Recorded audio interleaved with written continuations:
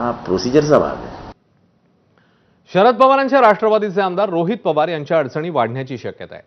मनी लॉन्ड्रिंगच्या आरोपावरून अंमलबजावणी संचालनालय म्हणजेच ईडीकडून रोहित पवारांविरोधात आरोपपत्र दाखल करण्यात आलंय. 25,000 कोटींच्या शिखर बँक घोटाळ्याप्रकरणी रोहित पवारांवर ठपका ठेवण्यात आलाय. शिखर बँकेच्या तत्कालीन अधिकारी आणि संचालकांनी नियमबाह्य पद्धतीने सहकारी साखर कारखाना मर्जीतल्या लोकांना कमी दरात विकल्याचा आरोप आहे.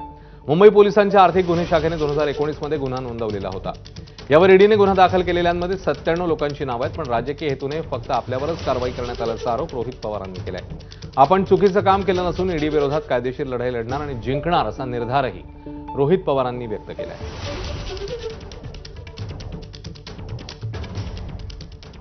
तर राजकीय हेतूने कारवाई होत असल्याचा दावा रोहित पवारांनी केलाय आणि लढाई आपणच जिंकणार असा विश्वासही त्यांनी व्यक्त केलाय. पाहूया. 97 लोकांना ठेवलं बाजूला ज्यांचं एफआयआर मध्ये नाव आहे, आणि मी ऍडमिनिस्ट्रेटर म्हणजे अधिकाऱ्यांच्या काळामध्ये म्हणजे आरबीआयचा जेव्हा कंट्रोल एमएससी बँकेवर होता तेव्हा मी टेंडर घेतलं आणि मी एकटा अडकलो.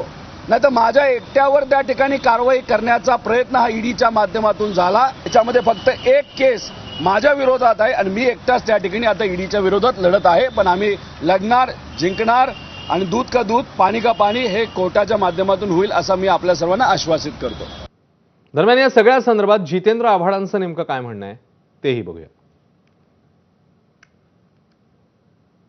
महाराष्ट्रातल्या 97 लोकांवरती ईओडब्ल्यूनी कारवाईचा हे केलेला आपण त्या सगळ्यांचे केसेस बंद करून त्याचा चौकशीअंती त्याचा क्लोजर रिपोर्ट कोर्टाला सादर झाला.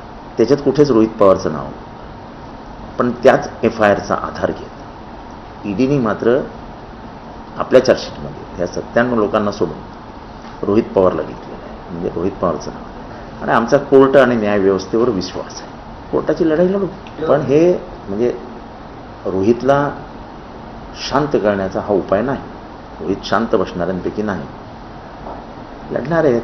पवार साहेबांचं रक्त आहे. ईडीचं म्हणणं म्हणजे फडणवीसांचं म्हणणं असा हल्लाबोल आता संजय राऊतांनी केलाय. तर महायुतीच्या नेत्यांनी यावर मात्र सावध प्रतिक्रिया दिली आहे. ईडीचं म्हणणं आहे, ईडीचं म्हणणं आहे म्हणजे हे फडणवीसांचं म्हणणं आहे. ईडी त्याशिवाय कारवाई करणार नाही. ईडीकडे आम्ही 100 प्रकरणं पाठवली आतापर्यंत भ्रष्टाचाराची. किमान 100 प्रकरणं मी पाठवलेली आहेत भ्रष्टाचाराची. काय केलं ईडीने? आमच्यासारख्या लोकांवरती किंवा रोहित पवारांवरती ही आरोपपत्र दाखल होतात आणि डोक्यावर टांगती तलवार ठेवली जाते. पण आम्ही सगळे जे आहोत हे लढणारे लोक आहोत. आम्ही घाबरत नाही. नरकातला स्वर्ग वाचा, मग कळेल ईडी काय आहे ते. आता मी काय त्याच्यावर काय मी भाष्य करणार? हा, आम्हाला सुद्धा अशा नोटिसा आल्या.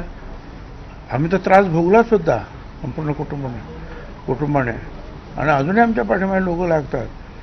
कोर्टाने क्लीन चिट दिल्यानंतर सुद्धा हे चालू आहे. काही वेळेला आता असं आहे की आपण आपल्या पद्धतीनं लढायचं असतं.